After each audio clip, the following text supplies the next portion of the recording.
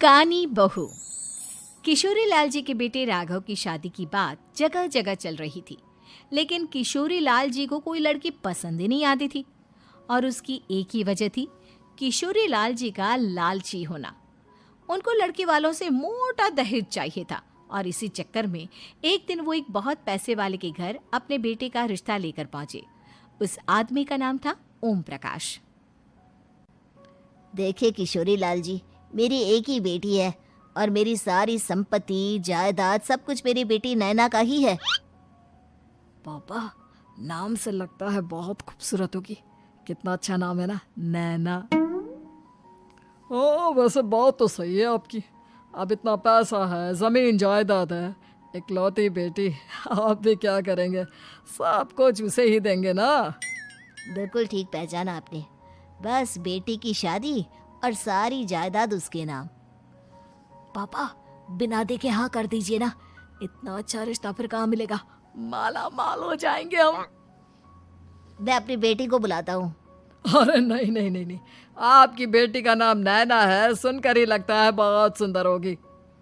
रहने दीजिए अंकल, मैं तो आपकी बेटी के नाम से ही इतना खुश हो गया हूँ कि उसे बिना देखे शादी करने को तैयार हूँ।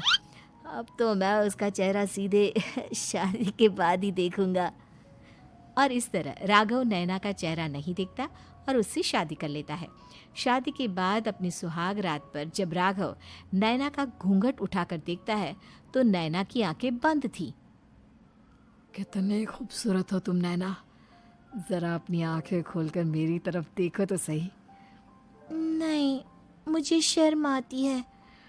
अरे, मैंने तुम्हें शादी से पहले भी नहीं देखा, और अब अगर तुम आंखें खोलकर मुझे देखोगी भी नहीं तो मुझे अच्छा कैसे लगेगा?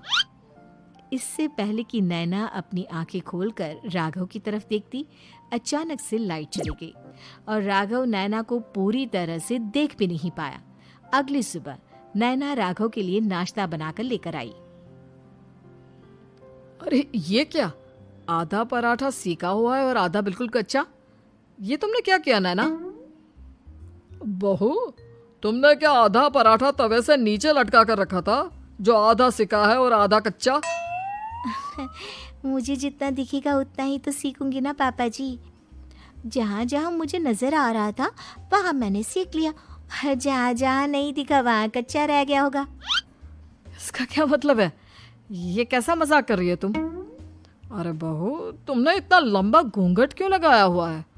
देखो, हमारे घर में बहुओं को बेटी की तरह रखा जाता है, और फिर तुम तो इतना सारा माल लेकर आई हो। देखो, ये घूंघट डालकर रखने की कोई ज़रूरत नहीं है। हाँ नैना, पापा जी ठीक कह रहे हैं, तुम तो आराम से रहो, अपना ही घर समझो।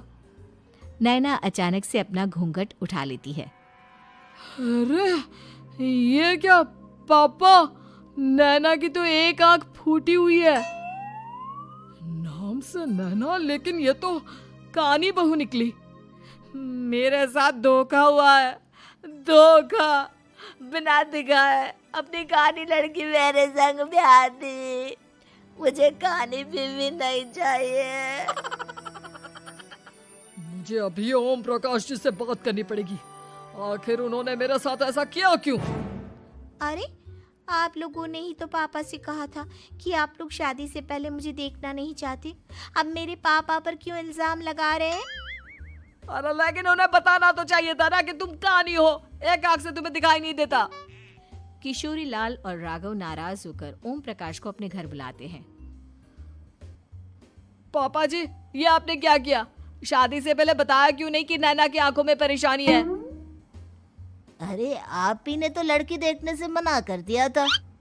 और लेकिन आप बता तो सकते थे। आपको तो हमारी बेटी की प्रॉपर्टी चाहिए थी, वो भी पूरी की पूरी। अब क्या हुआ अगर उसे आधा दिखाई देता है? प्रॉपर्टी तो आपको पूरी मिल गई ना। अरे ये क्या बात हुई? मेरी शादी प्रॉपर्टी से नहीं, आपकी बेटी से हुई है। अब ये तो पहले सोचना चाहिए था, तब तो मेरी प्रॉपर्टी देखकर तुम्हारी जुबान लप लपा रही थी। लेकिन मैं कानी लड़की को अपनी बीवी बनाकर नहीं रख सकता। पापा, कुछ करिए ना आप। हाँ, करता हूँ। देखिए ओम प्रकाश जी, आप हमारे साथ ऐसा नहीं कर सकते। और तुम देखो, अगर तुमने मेरी बेटी से शादी तोड़ी ना, तो जो भी प्रॉपर्टी मैंने तुम्हें दी है वो तो पूरी की पूरी वापस ले ही लूँगा, और आधी प्रॉपर्टी तुम्हारी भी लूँगा। अरे मेरी आधी प्रॉपर्टी भला क्यों लेंगे आप? इसलिए क्योंकि मेरी बेटी को आधा नजर आता है और उसकी नज़र अभी तक तुम्हारी आधी जायदाद पर ही पड़ी है। अब तुम उसे घर से निकालोगे तो कुछ तो लेकर जाएगी ना। और अगर हम आपकी बेटी को अपने घर की बहू बना कर रखे तो? तो तुम्हारी पूरी प्रॉपर्टी तुम्हारी ही रहेगी, और जो मैंने तुम्हें दिया है ना, उसमें से बस मैं आधा लेकर जाऊंगा। अरे लेकिन अब आप अपनी दी हुई प्रॉपर्टी में से आधी वापस क्यों लेकर जाएंगे? अगर मैं आपकी बेटी को अपनी पत्नी बनाकर रखने को तैयार हूं तो? इसलिए ताकि भविष्य में अगर तुम मेरी बेटी को धोखा दो तो उसके पास कुछ तो रहे जो पति का हो। वैसे मेरे पास तो बहुत कुछ है, लेकिन अपने पति की कोई निशानी तो उसके पास होनी चाहिए ना। अब अगर तुमने मेरी बेटी को कानी कहा तो तुम्हें प्रॉपर्टी भी कानी ही मिलेगी, पूरी नहीं। जमाए राजा। किशोरी लाल और राघव समझ चुके थे कि वो बुरी तरह फंस चुके हैं और अब उनके पास वहां से निकलने का कोई चारा नहीं है। अब समझ में आया ना, लालच बुरी बला होती है। एक तो तुम्हें प्रॉपर्टी मिली, ऊपर से बीवी मिली, उसमें तुम्हें नखरे भी दिखाने हैं। आए बड़े, चुपचाप बैठो दोनों। कुछ दिनों के बाद नैना राघव की कार लेकर बाजार घूमने निकलती है और जब कार लेकर वापस आती है, ये क्या? एक तरफ से मेरी गाड़ी पूरी खराब हो चुकी है। लगता है तुमने मेरी गाड़ी को किसी दूसरी गाड़ी के साथ एक्सीडेंट किया है। अरे अरे कितना बड़ा नुकसान कर दिया तुमने बहू। वो क्या है ना पापा जी, मुझे एक आंख से दिखाई नहीं दे रहा था, सामने से गाड़ी आ रही थी। मुझे तो सिर्फ आधा ही दिखाई दिया और वो गाड़ी मेरी कार से रगड़ते हुए निकल गई। अब मैं क्या करूं बताओ? आप इसे ठीक कराने के पैसे कौन देगा? तुम्हारे पापा? तुमने मुझसे इस तरह से बात की? अभी रुको। नैना राघव की शिकायत ओम प्रकाश को कर देती है।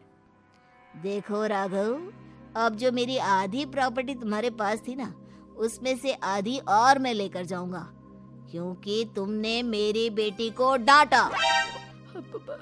अरे नहीं नहीं पापा जी, गलती हो गई, माफ कर दो। गलती की तो कोई गुंजाइश ही नहीं। अगली बार मेरी बेटी को डांटा तो बची हुई आधी में से आधी और ले जाऊंगा। लालच के चक्कर में हम दोनों ने बहुत बड़ी गलती कर दी बेटा। एक तो तुम्हें कानी बहू मिली और ऊपर से जो माल मिला वो भी काना। इस तरह राघव की हर एक गलती पर ओम प्रकाश उसकी प्रॉपर्टी का आधा आधा हिस्सा लेकर अपना सारा माल वापस ले गया और राघव को कानी बीवी से काम चलाना पड़ा। भाई लालच वाकई में बुरी बला है।